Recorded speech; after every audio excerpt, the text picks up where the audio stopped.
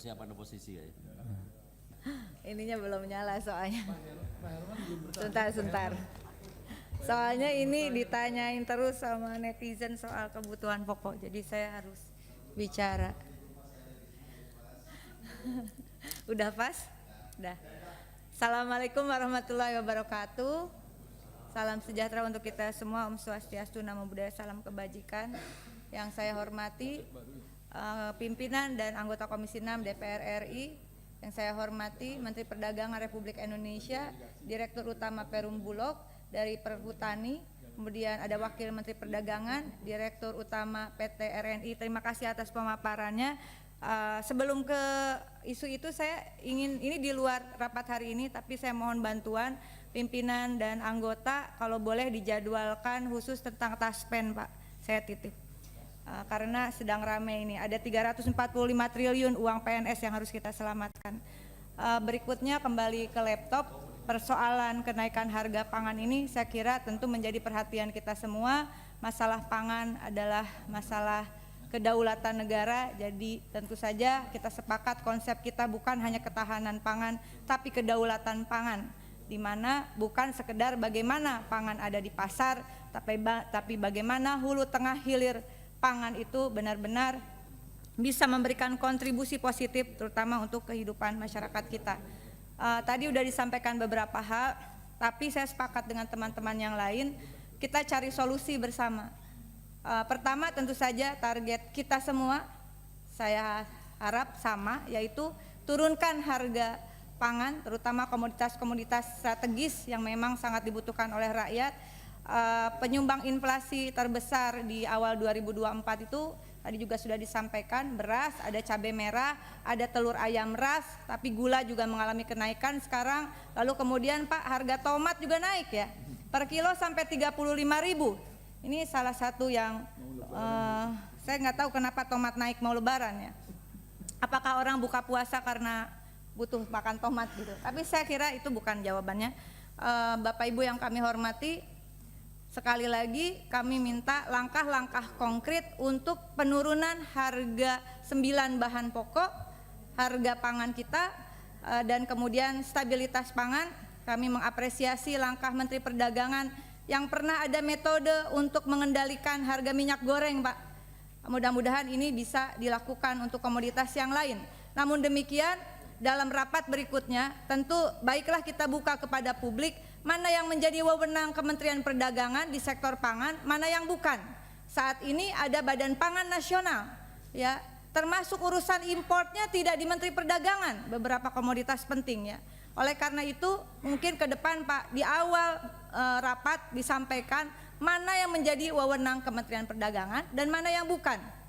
Lalu kemudian tadi ada informasi yang berbeda mengenai ketersediaan pangan khususnya beras. Kepada Bulog, Bapak mohon diatur strategi, dan mungkin nanti kalau Bulog harus ada menterinya Bapak, karena menjadi penting juga Bulog ini hutangnya cukup banyak, termasuk hutang kepada perbankan ya, yang harus menutup, harus membeli beras impor begitu, betul Bapak? Betul ya Pak Dirut ya?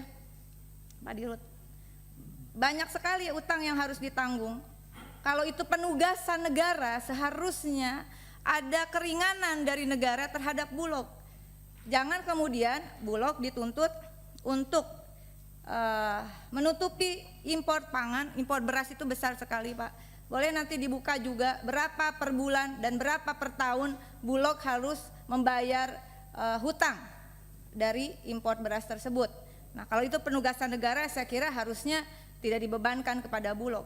Nah kemudian Bapak mohon solusinya. Harga tadi disampaikan oleh Pak Mufti, saya sudah cek terutama di beberapa daerah di luar Jawa, akhirnya petani itu lebih memilih menjual hasil padinya kepada tengkulak, bukan kepada Bulog. Kenapa demikian? Karena harga beli Bulog itu rendah.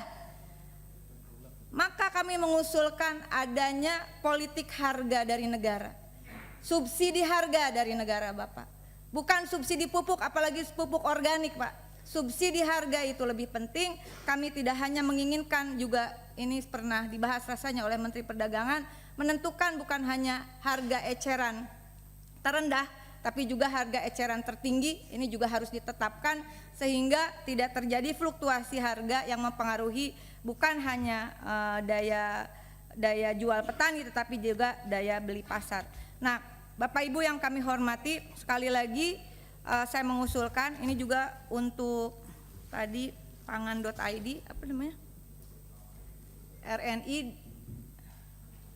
ID Food, Bapak betul sekali harga-harga yang ditawarkan ini beberapa cukup mahal Pak, dan saya minta argumentasi penetapan harga dari ID Food itu apa indikatornya. Lalu di sini disampaikan menggelar apa nggak bisa bareng-bareng gitu dengan Kementerian Perdagangan, dengan Bulog, dengan PTPN dan sebagainya.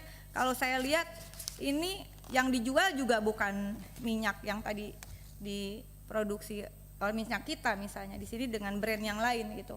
Saya juga minta apa perhitungannya atau apa analisis dan kajiannya tentang titik-titik yang ditentukan untuk gerakan pangan murah.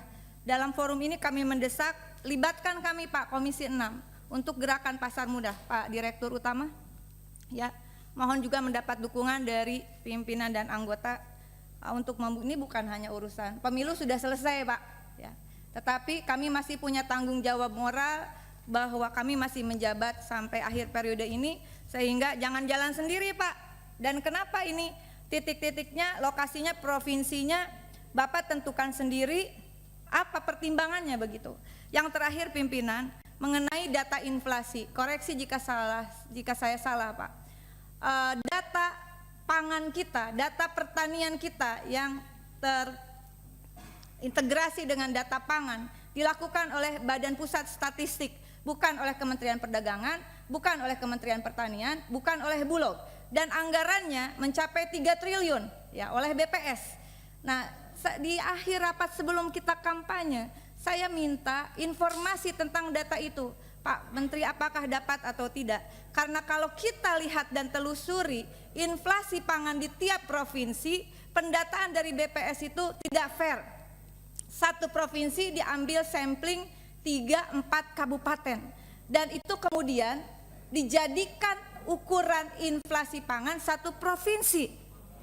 Kalau ini kan lagi musim PJ nih Pak, kalau PJ gubernur atau PJ bupatinya terindikasi saya nggak nuduh, kira-kira nggak setuju gitu kemarin, mudah-mudahan setelah ini tidak terjadi, lalu kemudian dicopotlah itu si PJ dengan alasan tidak mampu mengendalikan inflasi pangan.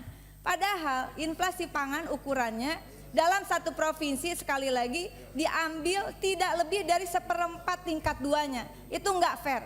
Nah, oleh karena itu dalam kesempatan ini kami juga setuju adanya data yang terintegrasi, akurat dan aktual, seperti tujuan dari sensus pertanian 2023 yang menelan anggaran 3 triliun, melebihi anggaran dari Menteri Perdagangan yang harus menggendong pasar desa dan seterusnya. Terima kasih untuk dukungannya. Wallahul muwaffiq ila aqwamit thoriq. Wassalamualaikum warahmatullahi wabarakatuh.